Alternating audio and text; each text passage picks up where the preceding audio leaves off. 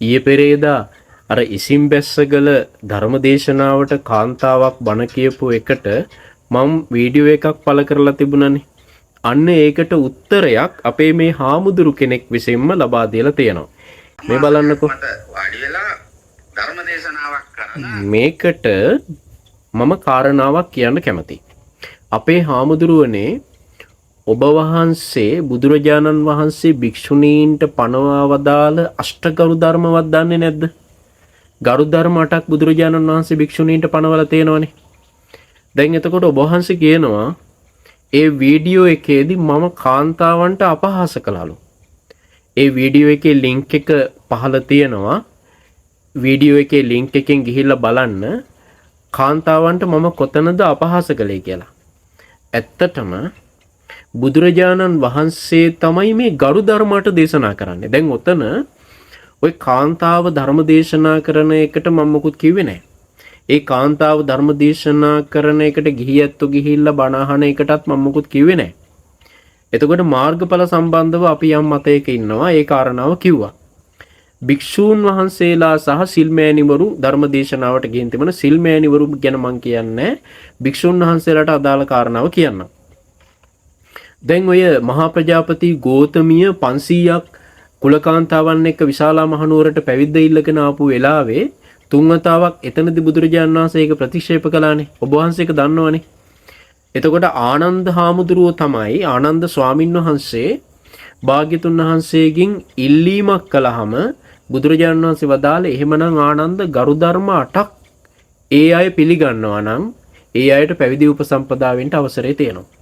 ওই ගරු ධර්ම 8 අතර තියෙනවා ඔබ වහන්සේ දන්නවද? මං හිතනවා ඔබ වහන්සේ මේක දන්නේ නැතුව ඇති කියලා. ওই ගරු ධර්ම 8 අතර තියෙනවා එක කාරණාවක්. උපසම්පදා වෙලා වස් 100ක් ගිය භික්ෂුණිය වුවද එදවස උපසපන් භික්ෂුවට ගරු බුහුමන් කළ යුතුයි, වන්දනාමාන කළ යුතුයි, පිදිය යුතුයි. මේ ඒ වගේම ඒ භික්ෂුවට වන්දනා කළ යුතුයි. ওই කාරණාව බුදුරජාණන් වහන්සේ දේශනා කරන්නේ අපි නෙවෙයි. ඊළඟට බුදුරජාණන් වහන්සේම ගරු ධර්ම අතර දේශනා කරලා තියෙනවා නේද? මේ අද පටන් ඒ කියන්නේ මේ මොහොතේ ඉඳලා ඒ කියන්නේ භික්ෂුණීන් පැවිදි වූ දවසේ ඉඳලා භික්ෂුණීන්ට අවසරයක් නැහැ භික්ෂූන්ට අවවාද කරන්න. එතකොට භික්ෂුන් වහන්සේලා මඟඵල අවබෝධ කිරීම පිණිස නිවන් මාර්ගය තුල හික්මෙනවා නම් භික්ෂුණීන්ට අවසරයක් නැහැ භික්ෂුන්ට අවවාද කරන්න. එතකොට භික්ෂුණීන්ට අවසරයක් නැහැ භික්ෂූන්ට දහම් කතාව කරන්න. භික්ෂුණීන්ට උපාසක උපාසිකාවන්ට දහම් කතාව කරන්න පුළුවන්. හැබැයි භික්ෂුණීන්ට බෑ භික්ෂූන්ට අවවාද අනුශාසනා කරන්න, භික්ෂූන්ට දහම් කතාව කරන්න. එතකොට ඊළඟට බුදුරජාණන් වහන්සේ වදාලා මෙතෙන් පටන් භික්ෂූන් විසින් භික්ෂුණීන්ට අවවාද කළ යුතුයි, භික්ෂූන් විසින් භික්ෂූන්ට දහම් කතාව කළ යුතුයි. එතකොට ඒක තියෙනවා ධර්මයේ. ඒක බුදුරජාණන් වහන්සේගේ දේශනාව තුළ කාන්තාවන්ට දැන් එතන භික්ෂුණීන්ට භාග්‍යතුන් වහන්සේ වදාළ දෙයක්. එතකොට භික්ෂූන්ට භික්ෂුණියකගෙන් අවවාද අනුශාසනා ලබන්න බැයි නම් භික්ෂුණියකට බැයි නම් භික්ෂූන්ට අවවාද කරන්න. භික්ෂුණියකට බැයි නම් භික්ෂූන්ට දහම් කතාව කරන්න. භික්ෂූන් මොකටද යන්නේ? මේ කාන්තාවන්ගෙන් බණ අහන්න. දැන් එතන පැහැදිලිවම බුදුරජාණන් වහන්සේ දේශනා කළානේ මේ ශාසනය තුළ ඕන තරම් භික්ෂුන් වහන්සේලා වැඩ ඉන්නවා. දහස් ගණන් භික්ෂුන් වහන්සේලා වැඩ ඉන්නවා මේ ප්‍රතිපදාව වඩන. ඒ කාලෙත් එහෙමයි මේ කාලෙත් ඉන්නව ඔබ වහන්සේ දන්නේ නැති වුණාට. ආරණ්‍ය සේනාසනවල විතරක් නෙමෙයි මේ විහාරස්ථානවල පවා මේ ප්‍රතිපදාව වඩන ස්වාමීන් වහන්සේලා වැඩ ඉන්නවා. ඔබ වහන්සේව දන්නේ නැහැ. එතකොට භික්ෂූන්ට පුළුවන් තමන් නොදන්නා දෙයක්, තමන්ට පටලැවිල්ලක්, තමන්ට විවෘත කරගන්න අවශ්‍ය කරන ධර්ම කාරණාවක් භික්ෂූන් කරා ගොස් සාකච්ඡා කරලා ඉගෙන ගන්න. දැනගන්න පුළුවන්කම තියෙනවා. ඒ වගේම ඔබ වහන්සේ කියව බමුණු මත. දැන් ඔබ වහන්සේ හිතයි මේ කාන්තාවන්ට ගරු කරන්න කියලා බුදුරජාණන් වහන්සේ වදාළ කාරණාවත් ඒ කියන්නේ කාන්තාව භික්ෂූන්ට ගරු කළ යුතුයි කියලා බුදුරජාණන් වහන්සේ වදාළ කාරණාවත් බමුණු මතයක් කියලා. අපේ හාමුදුරුවනේ අපි සූත්‍ර දේශනා අනුසාරයෙන්, විනය අනුසාරයෙන්, ඒ වගේම අභිධර්ම කාරණා අනුසාරයෙන් යම් අදහසක් කියද්දී ඒක ධර්ම විනයට අදාළව ගෙනෙනවා නම් ඒක කොහොමද බමුණු මතයක් වෙන්නේ? ඒක නිසා ওই බමුණු මත කතාව ඔබ වහන්සේලා අල්ලගන්නේ ওই විකෘති ධර්මයේ තුලින්නේ. ඒ විකෘතියක් ඔබ වහන්සේලා ඔළුවට දාගෙන කවුරු හරි හාමුදුරු කෙනෙක් කතා කරන විකෘතියක් ඔළුවට දාගෙන ඒ විකෘතිය තුලින් පිරිසිදු ධර්මයේ දිහා බලනකොට ඔබ වහන්සේලාට පිරිසිදු ධර්මයේ පේන්නේ බමුණු මත විදිහට නම් ඒ බමුණු මත කියලා ඔබ වහන්සේලා නිග්‍රහ කරන්නේ කොතනටද කියලා ඔබ වහන්සේලා හිතලා බලන්න. ඊළඟට රහතන් වහන්සේලා ගැන කියලා තිබ්බනේ. දැන් ඇත්තටම මම මේ වීඩියෝ එකේදී කියන්නේ විකෘති ධර්මයේ කතා කරන අය. ඒ කියන්නේ විකෘතියක් කතා කරන අය. දැන් බුදුරජාණන් වහන්සේ වදාළ සූත්‍ර දේශනා විග්‍රහ කරන්න පුළුවන්. හැබැයි මේ සූත්‍ර දේශනාවල අර්ථකථනය කරද්දී ඒ අර්ථය බුදුරජාණන් වහන්සේ වදාළ ධර්මයට පටහැනි නම් ඒක ධර්මයේ වෙන්නේ නැහනේ. දැන් ධර්මයේ බහා බලනකොට ධර්මයට විරුද්ධ මතයක් නම් කියන්නේ සූත්‍ර දේශනාවත් විග්‍රහ කළත් එයා ඒ සූත්‍ර දේශනාව තුළින් තමන්ගේ මතය තමයි මතු කරන්නේ. එතකොට ඒක ධර්මයක් නෙවෙයිනේ. ඒක විකෘතියක්නේ. එතකොට ওই ධර්ම විකෘති සම්බන්ධයෙන් කතා කරනකොට ඒ විකෘති ධර්මයේ තුලින් මාර්ගයක් වැඩෙන්නේ නැත්නම් ඒ විකෘති ධර්මයේ තුලින් ප්‍රතිපදාවක් වැඩෙන්නේ නැත්නම් එයා රැවටීමකට නම් එතන භාජනය වෙන්නේ.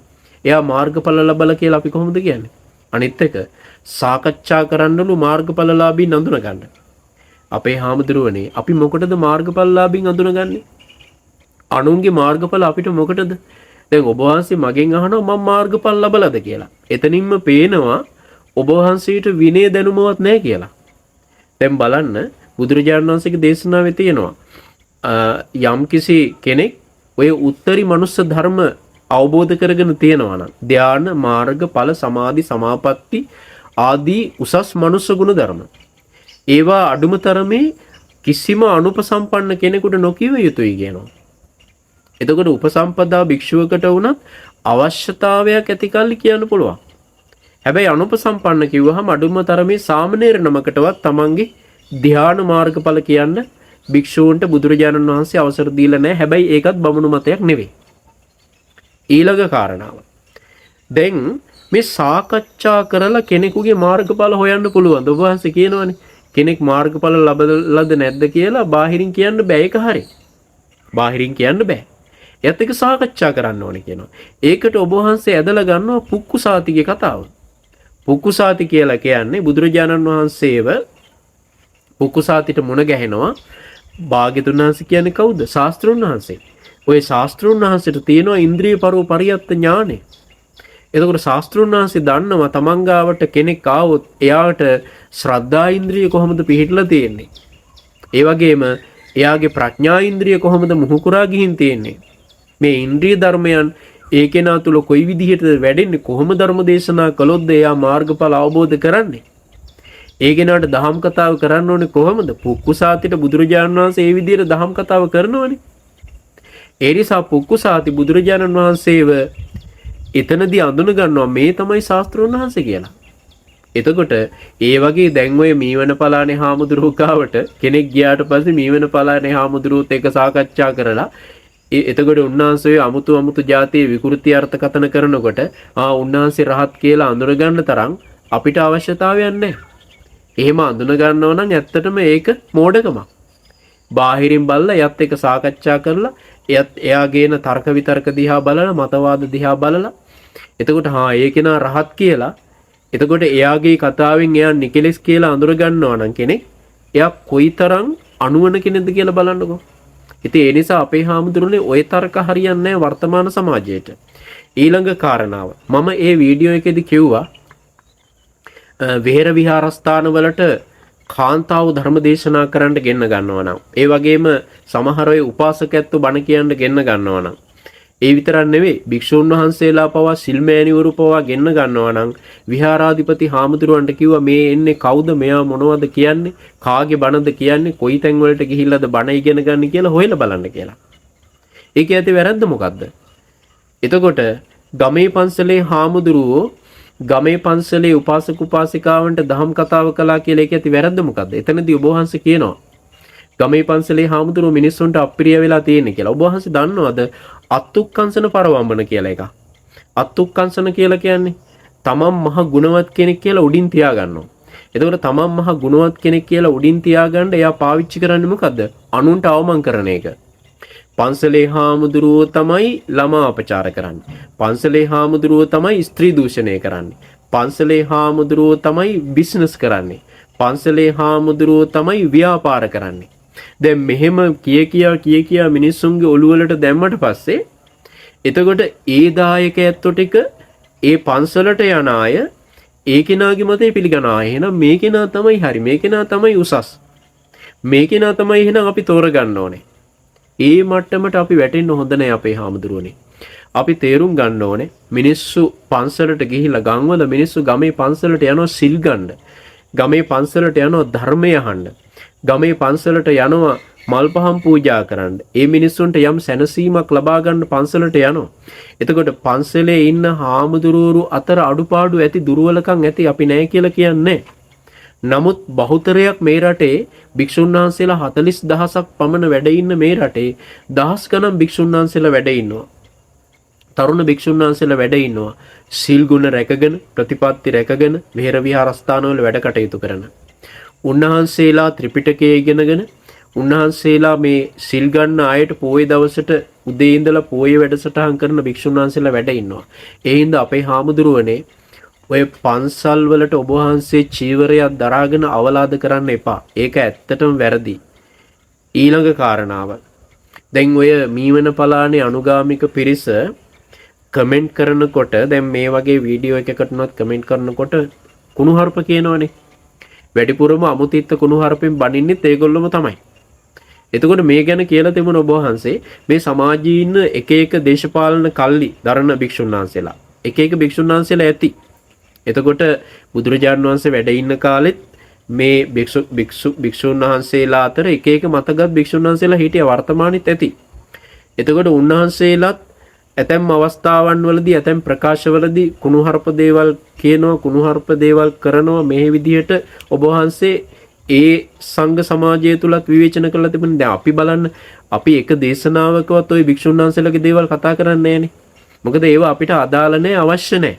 ඔබ වහන්සේගේ වීඩියෝ එකේදී එතකොට ඔබ වහන්සේ භික්ෂුන් වහන්සේලා විවේචනය කරන එකම තමයි කරන්නේ. මතක තියාගන්න අපේ හාමුදුරුවනේ. එතකොට ඔබ වහන්සේ කියන විදිහට ඔය මීවන පලානේ ඒ අනුගාමික ගිහියැත්තෝ ඒ තැන්වලට ගිහිල්ලා ආර්ය මාර්ගය ඉගෙන ගන්නවා නම් ප්‍රතිපදාව ඉගෙන ගන්නවා නම් ධර්මයේ ඉගෙන ගන්නවා නම් කරුණා මෛත්‍රිය ආදී ගුණධර්ම ඉගෙන ගන්නවා නම් ඉවසීම ප්‍රගුණ කරනවා නම් එතකොට ඇයි මේ වීඩියෝ එකක් පළ කරනකොට කලබල වෙන්නේ? එතකොට ඇයි මේ වීඩියෝ එකකදී කලබල වෙලා මේ නොඑක් ආකාරයට අසභ්‍ය වචන වලින් ප්‍රතිචාර දක්වන්නේ? එතකොට ඒගොල්ලෝ ඉන්නේ කොතනද? එතකොට අර භික්ෂු සමාජය තුල දැන් දේශපාලනය කරන නොඑක් ආකාරයේ මේ සමාජය තුල කටයුතු කරන භික්ෂුන් වහන්සේලාගේ අඩුපාඩු ඇති. එතකොට මේ ආර්ය මාර්ගයේ දියුණු කරනවා කියලා කියන දැන් ධර්ම මාර්ගයේ ප්‍රගුණ කරනවා කියලා කියන මේ ධර්මයේ කතා කරන පිරිස අර වගේ තැනකට වැටුනාම එතනින් කතා කරන ධර්මයේ තියෙන ප්‍රතිඵලය මොකද්ද? ඒ නිසා මේව තේරුම් අරගෙන යමකට ඇහුම්කන් දෙනකොට ඒ ඇහුම්කන් දෙන දේ තුලින් විවේචන හදාගන්න නැතුව අර්ථය විතරක් තේරුම් අරගෙන වැඩ කටයුතු කරනවා නම් ඒක තමයි වැදගත් වෙන්නේ. එතකොට ඔබ වහන්සේගේ වීඩියෝ එකට උත්තරයක් දෙන්න ඕන හින්දා තමයි මේ ටික කිව්වේ. හැබැයි මම ඔබ වහන්සේත් එක්ක සංවාදයේ පැටලෙන්න බලාපොරොත්තු වෙන්නේ නැහැ. මොකද ඒ තරම් අනුවන මානසිකත්වයක් මා තුළ නැති නිසා. නමුත් වීඩියෝ එකට පිළිතුරක් ලබා දෙන්න කල්පනා කළා. ඔබ වහන්සේට නිවැරදි මාර්ගය වැටහේවා කියලා ප්‍රාර්ථනා කරනවා. තෙරුවන් සරණයි.